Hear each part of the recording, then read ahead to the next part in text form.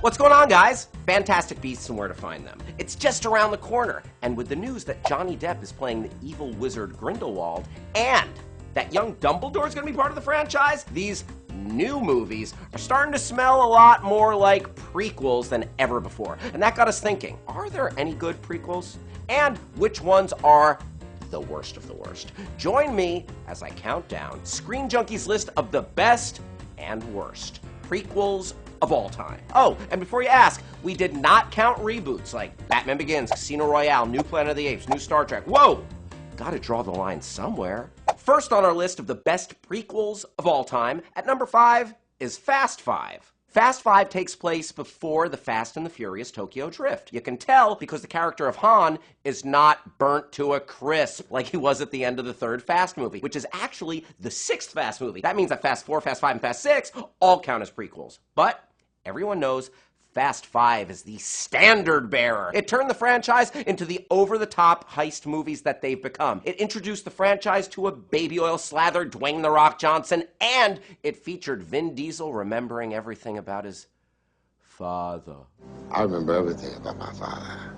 By the way, Fast 5's inclusion on this list is the most serious anyone has ever taken the mythos of the Fast and Furious franchise. Everybody loves Hugh Jackman, and there are a lot of people who would say this amazingly talented Aussie can do no wrong. Those people obviously haven't seen Pan, which leads off our worst prequels ever list. Although, to be fair, very few people in general saw Pan. This misguided Peter Pan prequel was a mega bomb at the domestic box office and goes down as one of the biggest examples of why was this movie made in recent history. Maybe Warner Brothers was just pandering to the extremely niche Nirvana fan pirate enthusiast crowd. When the lights out, it's as dangerous. Here we are now.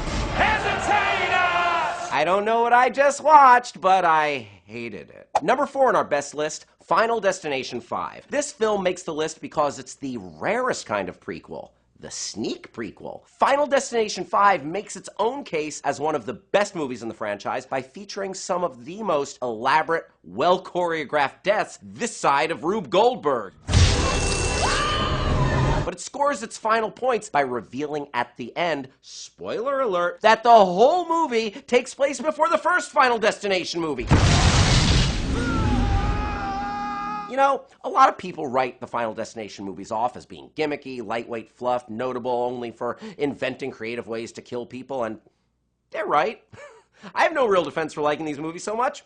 I just do. Coming in hot at number 4 on our worst list, the Hobbit movies. Now, I have been an outspoken critic of the Hobbit movies since they came out, and I make no bones about the fact that I find these films sorely disappointing. Full of filler, a lot of wandering around aimlessly, and succumbing to gold sickness. I will not part with a single coin. And what makes me angriest of all, a really weird elf-dwarf romance subplot that just went absolutely nowhere. Ugh. Number 3 on our best list, Indiana Jones and the Temple of Doom. Also known as the movie that scared the crap out of so many kids they had to invent a new rating, PG-13. A lot of people who haven't read the IMDb trivia section about the second Indiana Jones movie may not realize that it's set in 1935, a year before Raiders of the Lost Ark, thus making it the first Indiana Jones adventure, save for the Young Indiana Jones Chronicles TV show or whatever. And while it's often regarded as the least of the original 3 Indiana Jones movies, fans can unite over the fact that it's not Indiana Jones and the Kingdom of the Crystal Skull, which ripped our hearts out of our chests in a completely different way than Temple of Doom did. Kalima.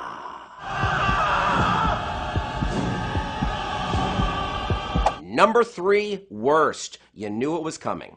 The Star Wars prequels. But I'm not talking about the George Lucas trilogy featuring Jar Jar Binks, a wooden Anakin Skywalker, and sand that gets everywhere. No! We're not going to talk about those. I'm going to talk about the very first Star Wars prequels, the Ewok movies. Set between A New Hope and Return of the Jedi, 1984's Caravan of Courage, an Ewok adventure, and 1985's Ewoks, The Battle for Endor, gave us all a preview of the horrors to come. I'm going over to that stove and get me some more soup. Whatever you do, you stay right where you are. These are not the prequels you're looking for. The other prequels aren't either. I hope Rogue One is good. Coming in at number 2 with a bullet on our best list, The Godfather Part 2. One of the great films of all time, one of the great sequels, and one of the great prequels. The only thing that kept this movie out of the top spot is that it's only half a prequel. In current day, we follow Al Pacino's Michael Corleone and his descent into darkness. But the heart of the film is in its flashback scenes, as we follow Robert De Niro's Vito Corleone and his ascent into becoming Marlon Brando. Fun fact, director Francis Ford Coppola mentored none other than Star Wars director George Lucas, which means we're all very lucky that there aren't Godfather special editions featuring CGI horse heads and Sonny shooting first, and then a Christmas spectacular starring the Godfather gang. I'm gonna make you an offer you can't refuse. To have a Merry Christmas. Number 2 on our worst list, X-Men Origins Wolverine. Wow, the Jackman is back, twice ending up in the crap pile on this list. And he's answering the question, how do you screw up a Wolverine origin movie? I mean, what should have been a total slam dunk, featuring a fan-favorite superhero, became an absolutely unwatchable mess, featuring answers to questions that fans never asked, an opening credits scene that was better than the rest of the whole movie, laughably bad CGI adamantium claws, and character-killing cameos from Gambit and Deadpool.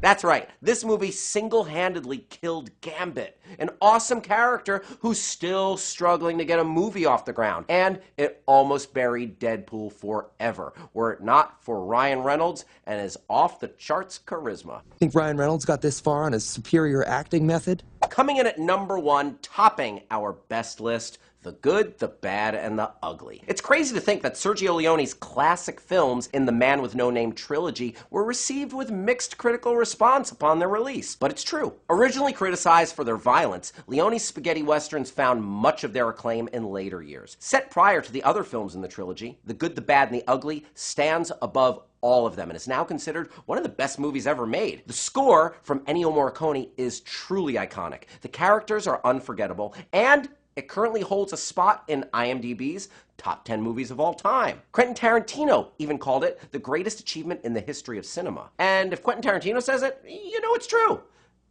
Except for that time in 2013 when he said The Lone Ranger was one of the 10 best films of the year. Then last year, he was a really big fan of The Intern with Robert De Niro and Anne Hathaway, so that was kind of weird. You know what? I take back everything I just said about Quentin Tarantino, but yeah, Good, Bad, and Ugly is like, great. Adios. And finally, we come to the number 1 movie on our worst list, the top of the crap pile. You know, to decide what movie should hold this vaunted honor, we asked ourselves, what movie would I rather put ice picks into my eyeballs than watch again? And the answer was unanimous.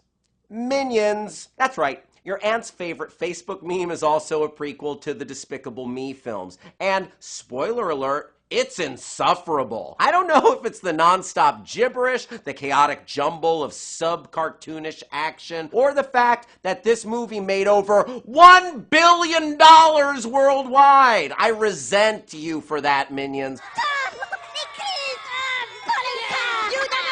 I would watch any of the other movies on this list 8 times before I would watch Minions again once. Do you know how bad a movie has to be for me to say that I would watch X-Men Origins Wolverine 8 times? Minions fans, I'm not saying you're bad people.